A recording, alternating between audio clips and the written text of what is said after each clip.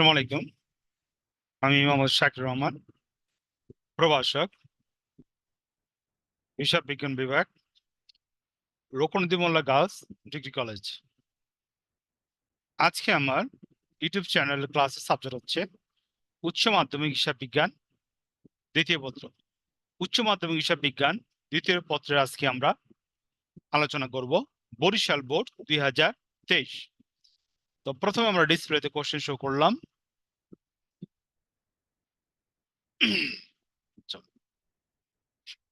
শুরু করি আমরা সলিউশন। কোন ধরনের মূলধনের উপর সুদ ধার্য করতে হয়? বিনিয়োগকৃত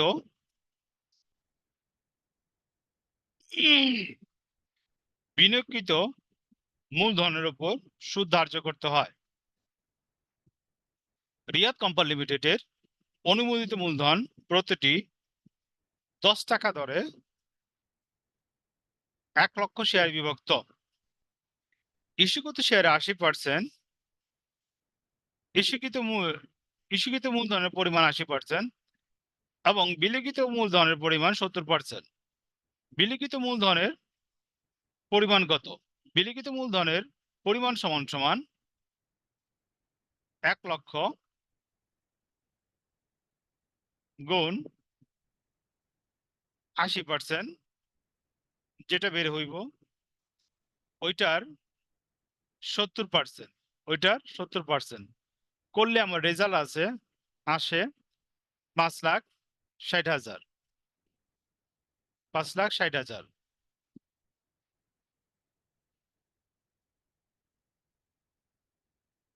সঠিক অ্যান্সার হইল আমার 5,60,000।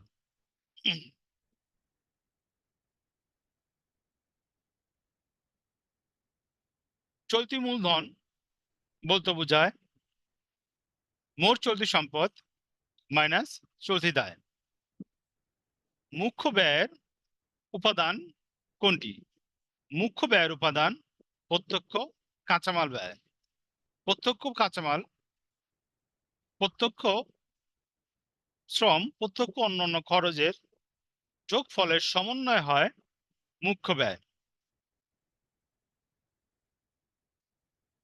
চুক্তিপত্রের অবর্তমানে অংশীদারের ব্যবসায় কর্তৃক প্রদত্ত ঋণের উপর শতকরা কত পার্সেন্ট হারে সুদ ধার্য করা হয়ে থাকে?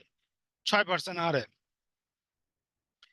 পাবলিক লিমিটেড কোম্পানির শেয়ার ও ঋণপত্র বিক্রয়ের দায় গ্রহণকারীকে বলে অবলেখক। মোট সম্পত্তির পরিমাণ 10 লাখ টাকা এবং বহির্দায়ের পরিমাণ 6 লাখ টাকা। মালিকানা সত্ত্বের পরিমাণ কত? মালিকানা সত্ত্বের পরিমাণ সমান সমান 4 লাখ টাকা। অর্থাৎ মোট সম্পত্তি থেকে বহির্দায় বিয়োগ দেওয়ার পর মালিকানা সম্পত্তি পাওয়া যায়। নিচের কোনটি কাল্পনিক বা ভুয়া সম্পত্তি? ঋণপত্রের ওভার হচ্ছে কাল্পনিক বা ভুয়া সম্পত্তি।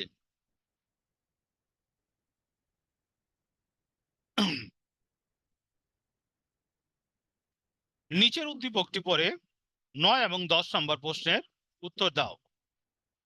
সাকুরা অ্যান্ড কোম্পানি সমাপনী মজুদের পণ্যের পরিমাণ 2,20,000 টাকা, যার মধ্যে 10,000 টাকা আগুনে বিনষ্ট পণ্য এবং 1,000 টাকা অব্যবহৃত মণিহারি অন্তর্ভুক্ত রয়েছে।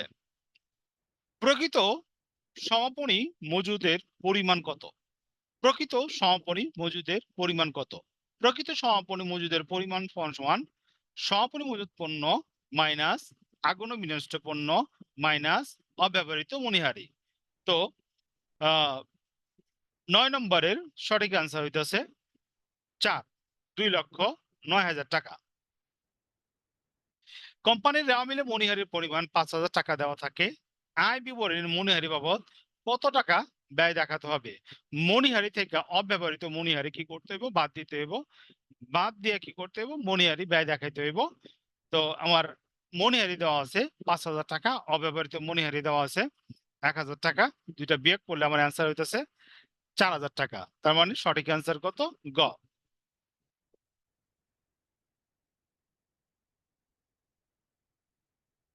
হুম। পরবর্তী কোশ্চেন হচ্ছে আমার 11 নম্বর। 11 নম্বর কোশ্চেন হচ্ছে ফব ডেস্টিনেশন বলতে কি বোঝায়? পণ্যর বহন খরচ বিক্রেতা বহন করে।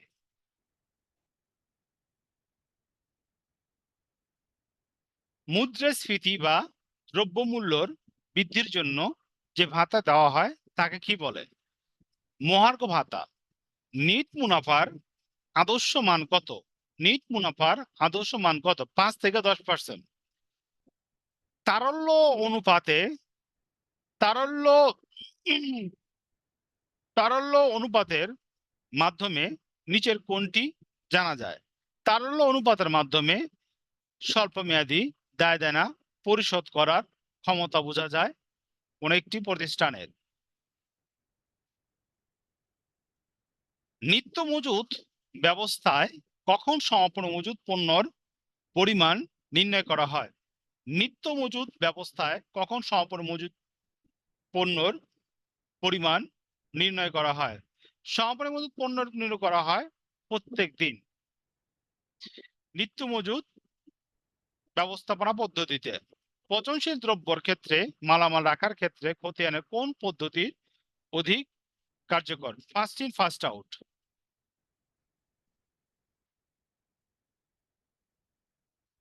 বন্টনযোগ্য মুনাফা 90,000 টাকা। 2:3 অনুপাতে দ্বিতীয় অংশীদারের মুনাফা কত? তো 3, 2 যোগ 1 সমান সমান 6। 90,000 ভাগ 6 গুণ 2 যদি দেই তো অ্যান্সার আসে আমার কত? 30,000 টাকা।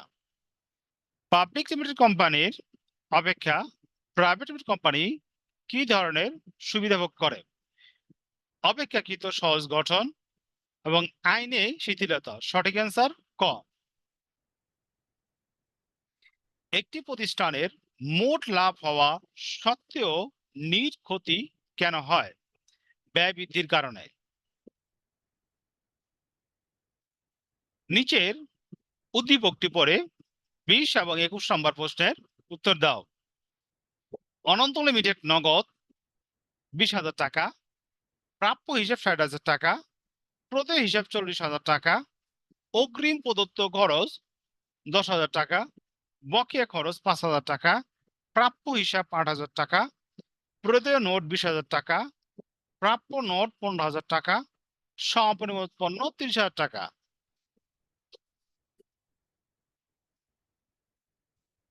তরল বা তড়িৎ অনুপাতে সম্পত্তির পরিমাণ কত? তরল বা তড়িৎ অনুপাতে সম্পত্তির পরিমাণের যোগফল হইতেছে আমার 1,03,000 টাকা। কিভাবে? নগদ, প্রাপ্য হিসাব, প্রাপ্য আয়, প্রাপ্য নোট এইগুলো যোগ করলে তোমার যোগফল হইতেছে 1,30,000 টাকা। ব্যাংক জমাতিরিক্ত 8,000 টাকা হলে তড়িৎ দায়ের পরিমাণ কত? ব্যাংক জমাতিরিক্ত 8,000 হলে তড়িৎ দায়ের পরিমাণ 73,000 টাকা। সমন্বয় দাখিলার মাধ্যমে হিসাব বিজ্ঞানের কোন নীতির বাস্তবায়ন হয়? সমন্বয় দাখিলার মাধ্যমে হিসাব বিজ্ঞানের কোন নীতির বাস্তবায়ন হয়? মিলকরণ নীতি এবং আয় স্বীকৃতি নীতি। মিলকরণ নীতি এবং আয় স্বীকৃতি নীতি। মাল অধিযাচন পত্র প্রস্তুত করে কে? গুদাম রক্ষক। মাল অধিযাচন পত্র প্রস্তুত করে কে? গুদাম রক্ষক। চুক্তিপত্র অবর্তমানে বা চুক্তিতে উল্লেখ না থাকলে অংশীদারি ব্যবসায়ের অংশীদারগণের মধ্যে লাভ লোকসান বন্টিত হয়। লাভ লোকসান বন্টিত হয় কিসের মাধ্যমে? সমানুপাতে, মূলধন অনুপাতে, ত্যাগ অনুপাতে, দক্ষতা অনুপাতে, সমানুপাতে। কোন ধরনের পত্র পাওয়ার পরে পাবলিক লিমিটেড কোম্পানি কাজ শুরু করতে পারে? কার্য আরম্ভের অনুমতিপত্র। 10 মাসের বেতন প্রদত্ত হয়েছে 60,000 টাকা, বকেয়া বেতনের পরিমাণ কত? 12,000 টাকা। 10 মাসে 60,000 টাকা হলে 1 মাসে 6,000 টাকা, 2 মাসে 12,000 টাকা। চলতি দায়ের অন্তর্ভুক্ত দফা হলে অগ্রিম প্রাপ্ত আয়, দাবিবিহীন লভ্যাংশ, ব্যাংক জমা অতিরিক্ত। সঠিক অ্যান্সার খ, তিনটাই। একটি প্রতিষ্ঠানে বিক্রয়যোগ্য পণ্যের ব্যয় 8 লাখ টাকা, সমাপনগত পণ্যের মূল্য 1,80,000 টাকা। বিক্রিতির পণ্যর ব্যয় কত? বিক্রিতির পণ্যের ব্যয় হইল গিয়া খ, 6,20,000 টাকা। মাহি একটি অংশীদারি কারবারের একজন অংশীদার চুক্তি মোতাবেক বার্ষিক 5% হারে প্রতি মাসে শুরুতে 5,000 টাকা করে উত্তোলন করে, তবে উত্তোলনের সুদ কত হবে? 5,000 গুণ 5% ভাগ 12 গুণ, যেহেতু প্রতি মাসের শুরুতে উত্তোলন করছে সেহেতু 6.5 হইব। 5,000 গুণ 5% যে রেজাল্টটা বেরাইব ওটা গুণ দেবো আমরা 6.5% যদি দেই তো আমার রেজাল্ট আসতেছে 16,625 টাকা। বিক্রয়ের উপর লাভের উপর 25% হলে ক্রয় মূল্যের উপর লাভের অনুপাত কত? ক্রয় মূল্যের উপর লাভের অনুপাত 33%। এটা একটা কমন কোশ্চেন। বিক্রয়ের উপর লাভের হার 25% হলে ক্রয় মূল্যের উপর লাভের হার কত? 33%। তো আজকে আমরা আলোচনা করলাম বরিশাল বোর্ড 2023।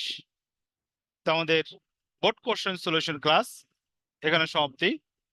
পরবর্তী লেকচার দেখার জন্য আমন্ত্রণ রইল।